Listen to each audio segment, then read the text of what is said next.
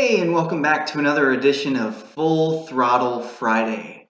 Today I want to talk to you guys about sales and benefits. And the topic of today is people will buy if you give them a reason to buy.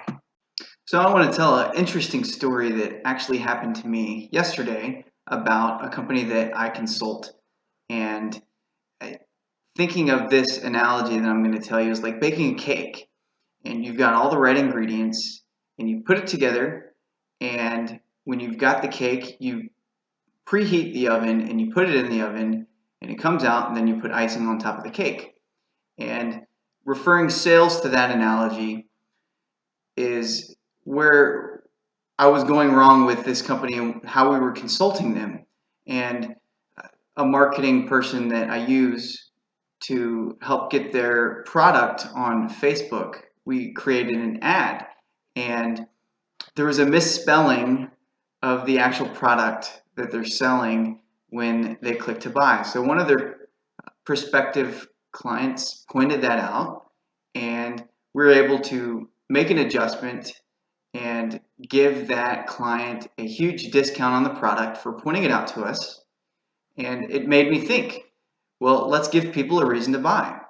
So this product right now, they do not have a monthly subscription to it, and there's no referral program set up. So my idea that we're rolling out with this company in the next week is we're going to set up a monthly subscription, and there's going to be a referral program. And thinking in combinations, because of a mistake we actually found out, gave us an idea that is possibly going to triple their revenue in the coming year. So prior to yesterday, what I actually added into the sequence of selling was finding out that this wasn't just a one-call close situation. This product wasn't selling on an actual ad. We were getting huge responses for people to ask for more information. So we created an email autoresponder, and I look at that as preheating the oven. And the cake going in the oven is the process, and the icing on the cake is giving people, making it really simple for them to buy, having a subscription, and giving them incentive by if you refer X number of people to this product, you'll get the product for free. So that's kind of where I was going with this message today is, what ingredients are you missing in your process of sales? Is there something that maybe you need to take out? Is there something that you need to add to it? Now, this process is called reverse engineering. And in reverse engineering the process, there's several questions that you want to ask why a prospect would actually want to buy your product.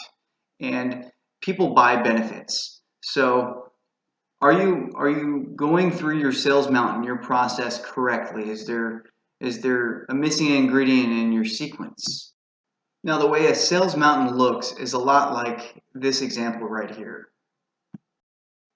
So this is like baking a cake. You've got lead generation, appointment setting, trust and rapport, identify customer needs, share the benefits, close, and objection handling. And these are your ingredients of the cake, which leads you to preheat the oven, put the cake in the oven, bake the cake, and the icing on the cake would be the wild cards of qualifying the prospect and following up, asking for referrals. And this has worked time and time again for me, and credit goes to Eric Lofholm International for teaching me this. And one of the things that Eric always teaches is that people will buy if you give them a reason to buy. Well, what are the reasons that people like to buy from your product or service? What do people want? And this is a list that you can write down and you can go over and you can learn yourself, so that you can ask yourself these questions. Why would you buy your product? So people obviously want to make more money. Does your product or service help people make more money? If so, put that down as a benefit and add that into your presentation. People want recognition. They want financial independence. They want to work less and produce more. They want freedom. people love to help others. Does your product or service help your client find that ability to help others? If so, communicate how in your presentation. So just like how the company I was consulting didn't effectively communicate a reason for their prospects to buy because they were missing an ingredient in that cake, that's what you want to find out. You want to find a compelling reason to buy your product. Because as Tony Robbins says, that people make emotional buying decisions and they justify them with logical reasons. And there's really two types of motivators for making buying decisions, that either people move towards pleasure or something that makes them feel better, or they move away from pain, something that causes emotional stress, discomfort, or anxiety. So what you need to do is you need to list several reasons why people should buy your product. And what we came to the conclusion of with the company that I was consulting was several reasons why somebody should buy the product, and we gave them calls to action.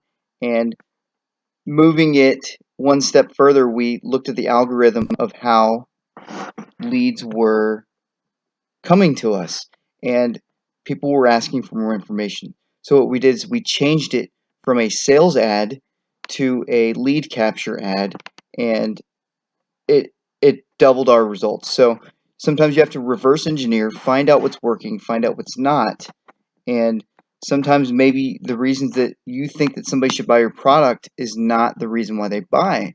So take it a step further and ask each person what prompted them to move forward. And what you're going to find is a list of 4 or 5 reasons that maybe you didn't even know were reasons why people are attracted to your product. And that will help you be super successful. What's really helped me sell the benefits to a prospect is knowing reasons why not to buy other companies' products, by having a really good quality product and providing exceptional customer service, and bragging on that, shedding to light what differentiates me from other companies, and thus selling from honesty, integrity, and compassion, and leading and guiding the prospect to move forward and do business because it's the right thing and it benefits them. And if they still don't get that, then it's not meant to be. And you live and you learn and you move on to the next prospect. There's a really great quote by Tim Tebow that he said, "Don't worry about what you can't control. Our focus and energy needs to be on the things that we can control. Attitude, effort, focus. These are the things that we can control. And don't ever lose a deal because of effort. If you've given the effort and you've done your absolute best to make the deal and you don't make the sale, move on. It's a numbers game. If you are in the Major League Baseball Hall of Fame and you bat 300, 3 out of 10, you're legendary. Most that make the Hall of Fame bat less than 300. 2.5 out of 10 times they hit the ball and they make the Hall of Fame. And I've been in the exact same boat where on my worst weeks, maybe I ran 10 appointments and closed 2 sales, and it's really easy to beat yourself up and focus on the negative 8 appointments that you didn't close and miss the 2 appointments that you did close, and look at the law of averages is that it always takes care of itself. So focus about the things that you can control and give the right effort and have a positive attitude. And these are things that will help you be perceived by the people that you're selling to give them a reason to buy. Because the number one reason for somebody to buy from you is you. And if they can't buy you, then why would they buy the product or service that you're offering? So that's it. I really appreciate you guys tuning in. Be sure to hit that like button, subscribe if you haven't already done so, and comment below on your favorite ideas. Thank you so much, and I will talk to you guys later.